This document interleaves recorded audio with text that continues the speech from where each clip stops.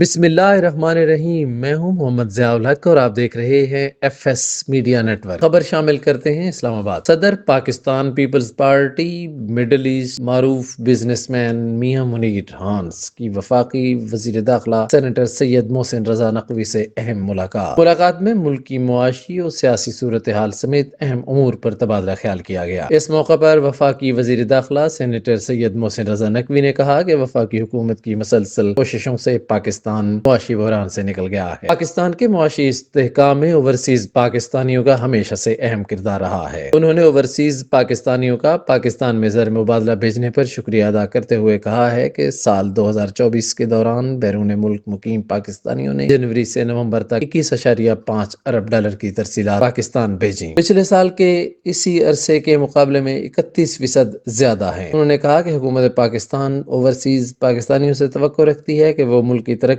اور خوشحالی کے لیے مزید کردار ادا کریں گے۔ ہم اوورسیز کمیونٹی کو پاکستان میں سازگار ماحول اور سرمایہ کاری کے مواقع فراہم کریں گے۔ دشمن عناصر کے خلاف پوری شدت کے ساتھ نمٹیں گے۔ اس موقع پر صدر پاکستان پیپلز پارٹی مڈل ایسٹ معروف بزنس مین میاں منیر ہانس نے مملکت خداداد پاکستان کے استحکام کے لیے وفاقی وزیر داخلہ سینیٹر سید محسن رضا نقوی کی خدمات کو سراہا اور ملک کی ترقی کے لیے اوورسیز کمیونٹی کی جانب سے ہر ممکن تعاون فراہم کرنے کی یقین دہانی کروائی۔ انہوں نے اس عزم کا اعادہ کیا کہ پاکستان کو دنیا میں پروقار مقام دلانے اور ترقی یافتہ ممالک کی صف میں کھڑا کرنے کے لیے مل کر کام کریں گے اور معاشی چیلنجز سمیت دیگر مسائل کو حل کرنے کی بھرپور کوشش کی جائے گی۔ سبسکرائب کیجئے F S media network اور دیکھتے رہیے تازہ ترین تبصرے اور خبریں۔